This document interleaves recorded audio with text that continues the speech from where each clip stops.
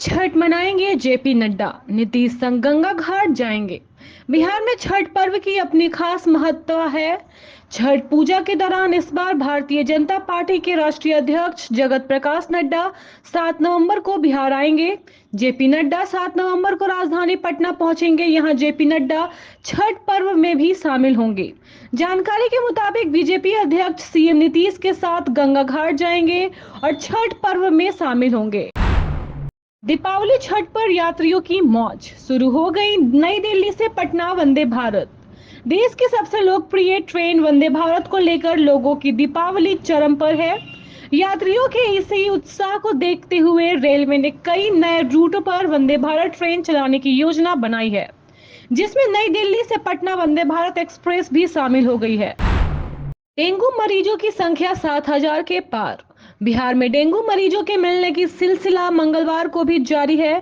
जांच के बाद बिहार में एक बार फिर 163 डेंगू के नए मरीज मिले। इसके साथ ही बिहार में डेंगू मरीजों का आंकड़ा 7,000 पार हो गया।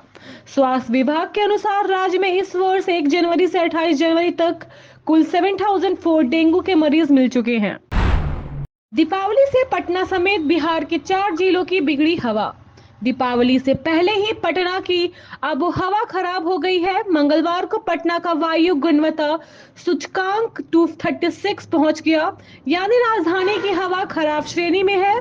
दीपावली की शाम और उसके अगले दिन हवा के और भी जहरीली होने की पूरी आशंका है। संजीव हंस से ईडी ने 7 दिनों तक पूछे तीखे सवाल। ईडी ने 7 दिनों की पूछताछ के बाद आईएएस संजीव हंस को मंगलवार को पीएमएलए की विशेष अदालत में पेश कर दिया। इसके बाद हंस को न्यायिक हिरासत में पटना स्थित बेऊर जेल भेज दिया गया। ईडी अधिकारियों की पूछताछ की प्रक्रिया संपन्न हो गई है। अब अगर ईडी को पूछताछ करनी होगी तो बेऊर जेल जाना होगा। दीपावली से पहले गिफ्ट, पीएम ने लॉन्च किया आयुष्मान वय वंदन कार्ड। प्रधानमंत्री नरेंद्र मोदी ने मंगलवार को देश भर में आयुष्मान वय वंदन कार्ड लॉन्च किया, जिससे 70 वर्ष से अधिक उम्र के बुजुर्गों को 5 लाख तक के मुफ्त इलाज की सुविधा मिलेंगी। इस योजना से 6 करोड़ देशवासी, जिसमें बिहार के 40 लाख बुजुर्ग शामिल हैं। स्वास्थ्य मंत्री मंगल पांडे ने पटना एम्स से वर्चुअली कार्यक्रम में भाग लिया। घूस लेने दबोचे गए income tax commissioner Santosh Kumar की बड़ी मुश्किलें। सीबीआई ने मंगलवार को रिश्वत कांड में गिरफ्तार बिहार झारखंड के तत्कालीन प्रधान आयकर आयुक्त संतोष कुमार समेत 5 के खिलाफ पटना स्थित विशेष कोर्ट में चार्जशीट दायर कर दी है। संतोष कुमार को पटना स्थित दफ्तर से 10 लाख रुपए घूस लेते हुए गिरफ्तार किया गया था। आरोप पत्र में गुरपाल सिंह, राजीव कुमार उर्फ चीकू, अशोक चौरसिया और डॉक्टर प्रणय पूर्वे के नाम है। बिहार में संदिग्धों पर रखी जा रही नजर। छठ दिवाली में दूसरे राज्यों से वापस आने वाली सभी यात्रियों की सुरक्षा के लिए पुलिस रेलवे स्टेशन व बस स्टैंड पर जांच अभियान चला रही है। जांच अभियान के जरिए नशाखोरियों और आपराधिक घटनाओं से लोगों को बचाया जा रहा है। जिला पुलिस दिवाली और छठ को लेकर काफी सतर्क दिख रही है। जिले के अलग अलग चौक चौराहे, बस स्टैंड और रेलवे परिसर पर पुलिस बल की तैनाती की गई है और चेकिंग अभियान चलाया जा रहा है। बिहार में बांग्ला, उड़िया और संथाली फिल्म को भी मिलेगा प्रोत्साहन। बिहार की नई फिल्म प्रोत्साहन नीति के तहत राज्य में शूट होने वाली भोजपुरी, मगही, मैथिली और अन्य राज्यों की स्थानीय भाषाओं जैसे बांग्ला, उड़िया, संथाली, असमिया की फिल्मों को प्रोत्साहन राशि और सुविधाएं दी जाएंगी। इस नीति से बिहार में सिनेमा के लिए सकारात्मक माहौल बनने की उम्मीद है। बिहार के विश्वविद्यालयों में रिजल्ट देने का बदला नियम। बिहार के शिक्षा विभाग ने विश्वविद्यालय को निर्देश दिया है कि स्नातक और स्नातकोत्तर परीक्षाओं के परिणाम 30 दिनों के भीतर घोषित करने होंगे। इसके लिए विभाग ने परीक्षा कैलेंडर जारी किया है, जिससे परीक्षा और परिणाम की तारीख तय की गई है। विभाग ने सुनिश्चित किया है कि परीक्षा समय पर हो और रिजल्ट भी समय पर जारी किया जाए। बक्सर में प्राइवेट अस्पतालों पर एक्शन, अब तक 29 को किया गया सील। बिहार के बक्सर जिले में प्रशासन ने अवैध निजी अस्पतालों के खिलाफ कड़ी कार्रवाई की है। अब तक 29 क्लिनिक समुचित दस्तावेज नहीं देने के कारण सील किए गए हैं। जिला पदाधिकारी अंशुल अग्रवाल ने कहा है कि अवैध अस्पतालों के खिलाफ कार्रवाई लगातार जारी रहेगी। जांच में अवैध पाए गए अस्पतालों के खिलाफ प्राथमिकी भी दर्ज की जा रही है। रक्सौल एयरपोर्ट के लिए कब से शुरू होगा काम, सामने आया ताजा अपडेट। बिहार के रक्सौल में सामरिक दृष्टिकोण से एक एयरपोर्ट का निर्माण होने वाला है। इसके लिए भूमि अधिग्रहण की प्रक्रिया तेज हो गई है। मुख्यमंत्री नीतीश कुमार जल्द ही एयरपोर्ट का शिलान्यास कर सकते हैं।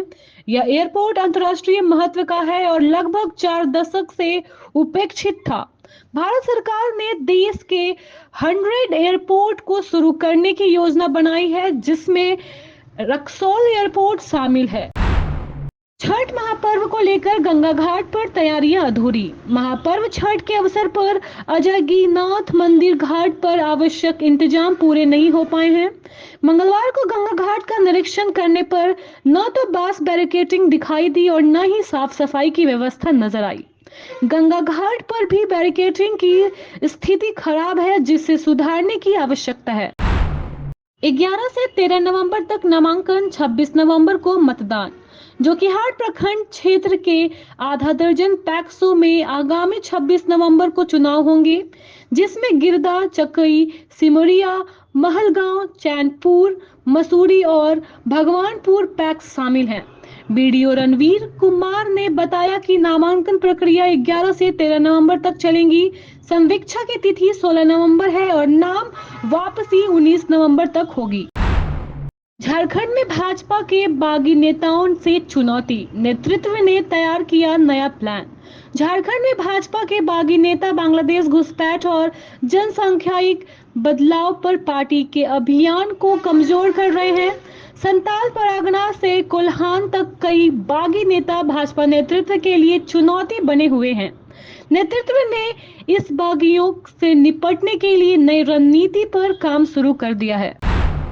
भाकपा माले और झामुमो के बीच विवाद सुलझा। भाकपा माले और झामुमो के बीच धनवार और जमुआ सीटों को लेकर विवाद सुलझा लिया गया है। भाकपा माले ने बगोदर से विनोद सिंह, निरसा से अरूप चैटर्जी, सिंदरी से चंद्रदेव महतो और धनवार से राजकुमार यादव को उम्मीदवार बनाया है, जहां झामुमो ने निजामुद्दीन अंसारी को धनवार से खड़ा किया है। जमुआ सीट से झामुमो ने अपना दावा वापस ले लिया। विधानसभा चुनाव को लेकर जिला प्रशासन सतर्क। विधानसभा चुनाव 2024 को मद्देनजर रखते हुए बुधवार सुबह साहिबगंज मंडल कारा में उपायुक्त हेमंत सत्ती के नेतृत्व में छापेमारी की गई। इस दौरान जिला प्रशासन व पुलिस ने 8 दल गठित किए।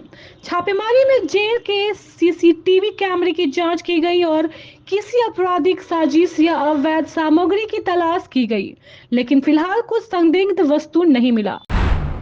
चक्रधरपुर विधानसभा सीट पर अब तक नहीं मिली महिला को जीत। 1951 से अब तक हुए 16 चुनावों में चक्रधरपुर विधानसभा सीट से किसी महिला को प्रतिनिधित्व का मौका नहीं मिला है। हालांकि पहली बार 1977 में चांदू क्वीन ने निर्दलीय प्रत्याशी के रूप में 764 मत हासिल कर चौथा स्थान पाया। 2000 और 2005 में भी महिला प्रत्याशियों ने चुनाव लड़ा, लेकिन जीत नहीं पाई।